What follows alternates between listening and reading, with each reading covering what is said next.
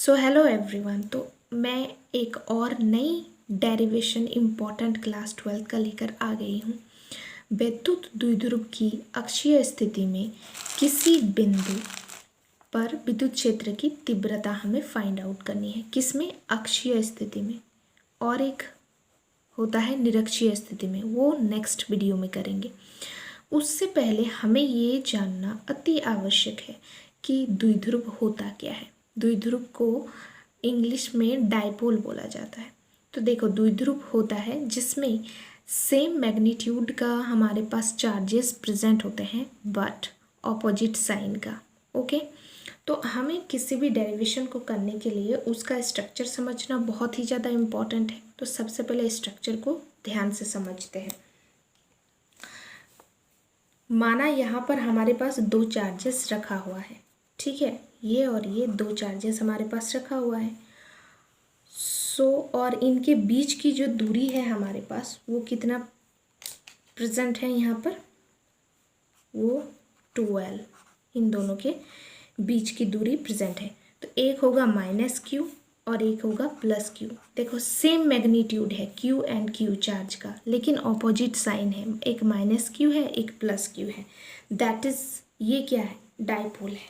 ठीक है, अब देखो, पूरे यहाँ से यहाँ तक पूरे का लेंथ क्या है? 12 है ना। अब यहाँ पर कोई बीच में, इसके बीच में कोई चार्ज रखा हुआ है, लेट्स सपोज O। ओके, तो पूरे का लेंथ 12 है। यहाँ से यहाँ तक की दूरी कितना हो जाएगा? L हो जाएगा। और यहाँ से यहाँ तक की दूरी L हो जाएगा। तब इन दोनों को मिला देंगे तो ये अगेन से 12 बन जाएगा। इतना समझ में आ गया? ठीक है, अब इस बिंदु से दूर, ठीक है, इस बिंदु से दूर कोई बिंदु यहाँ पर प्रेजेंट है P, जिसमें हमें विद्युत क्षेत्र की तीव्रता फाइंड आउट करनी है। सो तीव्रता को हम लोग E से प्रदर्शित करते हैं। तो लेट्स सपोज ये E1 है और इस साइड को E2 है। यहाँ तक समझ में आ गया? हमें इस बिंदु पर विद्युत क्षेत्र की तीव्रता फाइंड आउट करनी है। अब यहाँ पर क्या करना है? एक -q से P की दूरी निकालनी है और एक +q से P की दूरी निकालनी है। उससे पहले हमें O से P की दूरी हमें निकालनी है। सो O से P की दूरी हम कैसे निकालेंगे? यहाँ पर हम क्या करते हैं, O से P की दूरी हम लोग मान लेते हैं। कितना? जैसे कि यहाँ पे 12 माना था, 12 होता है इन -q और +q के बीच जितना लेंथ है 12। तो उसी तरीके से ये O जो है ना, O बीच में है, बीच में कोई चार्जेस हैं। सो O से हमारे पास P की जो दूरी है वो लेट्स सपोज R है। यहाँ तक समझ में आ गया? यहाँ तक। अब हम क्या करते हैं, ट्यूनिव कलर का यूज़ करेंगे तभी समझ में आएगा। तो ये चीज़ पेन से कर लेते हैं। अब हमें +q से, इस +q से, ये +q है ना, ये वाला चीज़, ये, सो ये +q से हमें क्या निकालना है? P की दूरी निकालनी है। इसका मतलब यहाँ से यहाँ तक की दूरी निकालनी है। अब ये कैसे निकलेगा? अब ध्यान से देखना, ठीक है। यही अगर ये चीज़ हमें निकालनी आ गई तो पूरा अच्छा हो जाएगा, मतलब सब कुछ समझ में आ जाएगा। स्ट्रक्चर ही मेन है। अब ये चीज़ हमें फाइंड आउट करनी है। अब देखो, यहाँ से ध्यान से देखना, यहाँ से यहाँ तक की दूरी कितनी है? O से P तक की दूरी हमारे पास R है, ठीक है। और O से +q की दूरी क्या है? L है। इसका मतलब हमें यहाँ से यहाँ तक टोटल दूरी पता है और यहाँ से यहाँ तक पता है। हमें निकालना क्या है? +q से P तक। पूरे में से अगर इस चीज़ को माइनस कर दें तो क्या हमारे पास ये जगह नहीं बच जाएगा? तो पूरा क्या है, यहाँ से यहाँ तक की दूरी कितनी है? R है। और +q से P तक की दूरी क्या, O से +q की दूरी क्या है? L है। तो पूरे में से हम ये वाला माइनस कर देंगे तो हमें ये मिल जाएगा। तो R में से L को माइनस कर दे। ठीक है, ये प्लस क्यू से पी तक की दूरी समझ में आया कैसे निकाला। अब हमें क्या निकालना है, माइनस क्यू से इस पी की दूरी हमें निकालनी है। अब देखो इसका मतलब माइनस क्यू से पी की दूरी, अब देखो माइनस क्यू से ओ की दूरी कितनी है, एल, तो यहाँ तक तो एल है। अब ओ से पी की दूरी कितनी है, ओ से पी की दूरी कितनी है, आर। तो अगर यहाँ इस वाले जगह को और इसको जोड़ दे तो पूरा मिल जाएगा, तो वही तो हमें चाहिए, माइनस क्यू से पी तक इस पूरे का, तो आर प्लस एल, बस और तो कुछ है ही नहीं, यही चीज़ समझने को थी। तो शुरुआत से समझना, जैसे जैसे मैंने समझाया है, बहुत आसान है। अब माइनस प्लस क्यू से बिंदु पी पर विद्युत क्षेत्र की तीव्रता, प्लस क्यू से बिंदु पी पर हमें क्या निकालना है, विद्युत क्षेत्र की तीव्रता निकालना है। तो हम लोगों ने देखो, उससे पहले मैं एक बात यहाँ पे बोलना चाहती हूँ कि जितने भी स्टूडेंट इस वीडियो को वॉच कर रहे हैं, चाहे 1 हो, 2 हो, 3 हो, 4 हो, नो मैटर, लेकिन जो भी देख रहे हो पहले अपना थ्योरी कंप्लीट कर लेना। ठीक है, थ्योरी कंप्लीट करने के बाद ये सारे डेरिवेशन करना, बहुत ही ईजी होगा। ठीक है, बस ये एक सजेशन है मेरी तरफ से। तो हमें पता है, वी नो दैट, कहाँ से, थ्योरी से, अगर थ्योरी पढ़ोगे तभी पता होगा कि विद्युत क्षेत्र की तीव्रता E इज इक्वल टू, जिसको E से डिनोट करते हैं, E इज इक्वल टू होता है KQ अपॉन में R का स्क्वायर। ठीक है, थ्योरी में, तो ये चीज़ थ्योरी में पढ़ेंगे। देखो थ्योरी का चीज़ कहाँ कहाँ अप्लाई होता है, इसलिए मैं बोल रही हूँ थ्योरी पढ़ के डेरिवेशन करना। रटने की तो बिल्कुल भी कोशिश भी मत करना, फेल हो जाओगे। तो यहाँ पे इसको E1 ले लेते हैं, क्योंकि एक प्लस क्यू से बिंदु P पर निकालना है और एक माइनस क्यू से, तो प्लस क्यू वाला को E1 से डिनोट कर देते हैं। के मतलब 1/4 पाई एप्सिलॉन नॉट के, और यहाँ पर ये के क्या है, पराविद्युतांक, इंटू में क्यू ओवर आर स्क्वायर है ना। सो प्लस क्यू के कारण कर रहे हैं ना, इस प्लस क्यू के कारण, तो इसके बीच की दूरी कितनी है, आर माइनस एल, तो आर माइनस एल लिख दिया, और इसका होल स्क्वायर है यहाँ पे। आर मतलब यहाँ पे डिनोट कर रहा है इस चार्जेस के बीच की दूरी, जिस मतलब उस बिंदु से और जिस चार्ज के कारण उस बिंदु पर निकालेंगे उसके बीच की दूरी।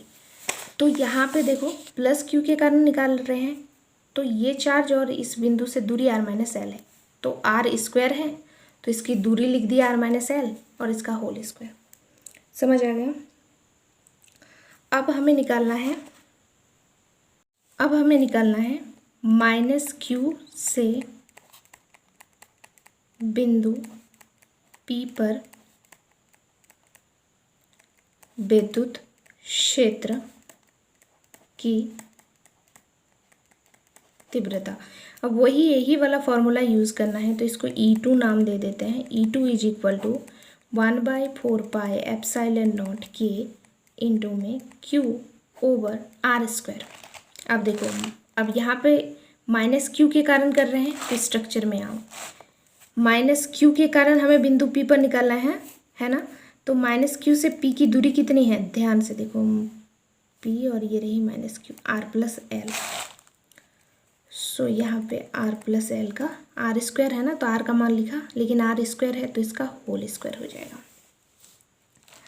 अब हमें क्या करना है, अतः अब क्या करना है, परिणामी, ठीक है, परिणामी विद्युत क्षेत्र की तीव्रता निकालनी है। परिणामी को E से डिनोट कर देते हैं, कैसे निकलता है, E1 minus of E2। So E is equal to E1 की जगह पर यहाँ पे देखो ये है, सो 1 ओवर में 4 पाई एप्सिलॉन नॉट के इंटू में Q over R minus L का whole square minus of E2 हमारे पास क्या है, ये 1/4πε0 इंटू में Q over R plus L का होल स्क्वायर। अब जो जो चीज़ें कॉमन आ रही है उसको कॉमन ले लेते हैं, बस इसको सॉल्व कर रहे हैं। जो चीज़ें हमारे पास कॉमन आ रही है, यहाँ पर Q और यहाँ पर भी Q है, तो ये चीज़ कॉमन आ रहा है, प्लस ये वाली चीज़ भी कॉमन है 1/4πε0 यहाँ पे भी है, यहाँ पे भी है।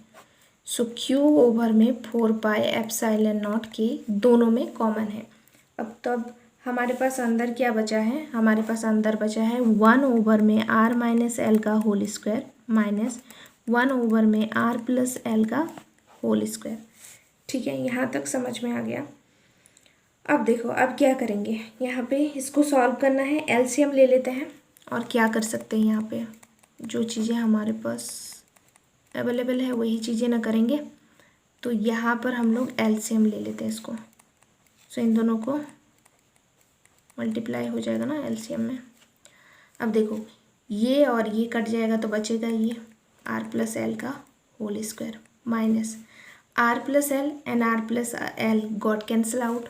हमें पता है ना, क्या पता है हमें, एलसीएम लेना छोटे क्लासेस से पढ़ते आ रहे हैं। नाउ अब हम लोग क्या करेंगे, यहाँ पे देखो Q ओवर में 4πε0 अब यहाँ पे क्या कर सकते हैं, a प्लस बी का whole square, a square plus 2ab plus B square, a minus B का whole square, a square minus of 2ab plus of B square over this. वो थक गया यार, कौन थक गया, मैं खुद। Q ओवर में 4πε0 अब इसको क्या करना है, ब्रैकेट सिंपली ओपन करना है, minus of R square minus minus plus. जब भी इस तरह के a प्लस बी या फिर कोई भी फॉर्मूला लगाओ, हमेशा ब्रैकेट का यूज़ करना। यहाँ पे देखो इम्पोर्टेंस दिखेगी, नहीं तो बहुत सारी चीज़ें मैंने भी गलती करी थी, ब्रैकेट नहीं लगाती थी। तो यहाँ पे देखो साइन चेंज हो जाता है ना, यहाँ पे देखो प्लस था ये माइनस में आ जाएगा, इसलिए ब्रैकेट का यूज़ करना। समझ में आया? Okay, so minus R square minus minus plus 2RL and minus plus into minus L square over R minus L का whole square and R plus L का whole square. So plus R square minus R square got cancel out and plus L square and minus L square got cancel out. So E is equal to Q over में 4πε0 over, so plus 2RL and plus 2RL got 4RL over R minus L का whole square and R plus L का whole square into में। So अब क्या करेंगे, यहाँ पे E is equal to Q over में 4πε0 4RL, इसको सॉल्व करके लिख सकते हैं R square minus of L square का whole square, R square minus of L square total में होल स्क्वायर। समझ में आया? सो ये लिख सकते हैं यहाँ पे। अब K यहाँ पर हमारे पास क्या है, K हमारे पास है परावैद्युतांक, याद रखना।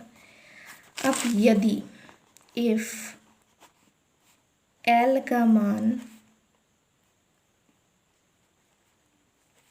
R की अपेक्षा कम हो, which means L is less than R, then what? तो हमें क्या करना है, L is equal to 0, L को हमें नेगलेक्ट करना है, ठीक है, नगण्य मानना है। सो E इज इक्वल टू यहाँ पे 1 ओवर में 4πε0 अब Q कहाँ गया, कहीं नहीं गया भैया, यहाँ पे Q को घुसा दिया, तो Q इंटू 1 तो वही है ना, Q/4πε0 दिस। ठीक है, तो Q को मैंने यहाँ पर लिखा। अब यहाँ पर Q मैंने लिखा, इसका reason just a minute, answer मिल जाएगा। कम ऑन यार, पेशेंस रखा करो। अब 4RL को हम लोग क्या लिख सकते हैं, 2RL प्लस में 2RL लिख सकते हैं या नहीं? बिल्कुल लिख सकते हैं? नहीं, बिल्कुल नहीं लिख सकते। क्यों? यहाँ पे 2L होगा ना एंड 2R, तब जाकर होगा। अब देखो यहाँ पे क्या था, Q ओवर में 4πε0 के। ध्यान से देखो, 1 इंटू क्यू करोगे तो वही है ना, है Q बाई 4πε0 के। दूसरा चीज़ यहाँ पे 4RL है, RL है, 4RL है, तो यहाँ पे देखो 2L प्लस 2R, तो 2 प्लस 2 4, 4RL तो लिख सकते हैं यहाँ पे, इंटू होगा ना, 2 इंटू में 2, 4 एंड RL, तो वही चीज़ है। ठीक है, अब 4 को 2 इंटू 2 4 लिखो या फिर 1 इंटू 4, क्या ही हो जाएगा, है ना। तो अब यहाँ पर हम लोगों ने ऐसा क्यों लिखा, इसके पीछे का लॉजिक समझना है। यहाँ पे मैंने ये चीज़ माना है ना कि L का मान जो है R की अपेक्षा बहुत कम है, तो L का मान 0 होगा, नेगलेक्ट कर दिया। तो यहाँ पे 0 का होल स्क्वायर करेंगे तो इसका तो कुछ सेंस ही नहीं बचता, तो बचा क्या, सिर्फ R² का पूरे का होल स्क्वायर। सो यहाँ पे R² का पूरे का होल स्क्वायर बचा। समझ में आ गया? अब देखो ये R एंड इसका एक R तो कटेगा ही कटेगा। ठीक है, सो E इज इक्वल टू क्या हो जाएगा, E इज इक्वल टू हो जाएगा, यहाँ पे थोड़ी से पढ़ा है, P is equal to Q into में 2L होता है। सो देखो यहाँ पे प्रेजेंट है, Q इंटू 2L बिल्कुल प्रेजेंट है, तो E इज इक्वल टू क्या हो जाएगा, 1/4πε0 के ओवर में 2, और इस पूरे चीज़ को हम लोग Q इंटू 2L को यहाँ पे P लिख सकते हैं। सो 2P ओवर R³ यहाँ पे। ठीक है, अब निर्वात या वायु के लिए के जो कि परावैद्युतांक है, इसका मान 1 होता है, तो E is equal to 1/4πε0 into में 1 आ जाएगा, के का मान 1 होगा, तो 1 से मल्टीप्लाई करोगे तो वही ना रहेगा, उसमें तो कोई चेंजेस आने वाला है नहीं, इंटू में 2P ओवर में R³। बस यही हमें फाइंड आउट करना था। If you like then please like, share and subscribe to our channel. Thank you for watching this video. उससे पहले मैं यहाँ पर एक चीज़ मेंशन करना चाहूँगी, अगर ये चीज़ समझ में ना आई होगी तो यहाँ पे देखो 2R प्रेजेंट है, 2R, और यहाँ पे R² का होल स्क्वायर प्रेजेंट है। इसका मतलब ये क्या है, R⁴, इसको मल्टीप्लाई करोगे 2 इंटू 2, R⁴ नीचे है और ऊपर में क्या है, 2R है। ठीक है, तो अब एक R से अगर यहाँ पर एक R है और यहाँ पे 4R है, तो इसको कैंसिल आउट करोगे तो यहाँ पे बचेगा कितना, 3R बचेगा, क्योंकि एक ही R के साथ कर सकता है 3R। तो अब ये यहाँ से ये वाली चीज़ R³ है। ठीक है, वो R मैंने जो पहले बोला था ऐसा नहीं था, क्योंकि मैंने कहा था कि R⁴ है तो इसको ऊपर ले जाएंगे तो R⁻², नहीं, तो यहाँ पे तो R प्रेजेंट ही नहीं है, ये गलत है। लेकिन ध्यान से आप समझ में आ गया ना क्या चीज़ है, क्या है, R का स्क्वायर का होल स्क्वायर है, तो इसको मल्टीप्लाई करोगे तो R⁴ होगा। यहाँ तक समझ में आया, और ऊपर में 2R है, तो इसका मतलब नीचे में 4R है, ऊपर में एक ही R है, 2 के साथ बस मल्टीप्लाई में है, लेकिन इसमें R⁴ है, मतलब R into R into R into R, और यहाँ पे सिर्फ एक R है, तो एक R और एक R कटेगा तो नीचे में R 3R बच जाएगा, तो यहाँ से यहाँ R³ आया। ठीक है।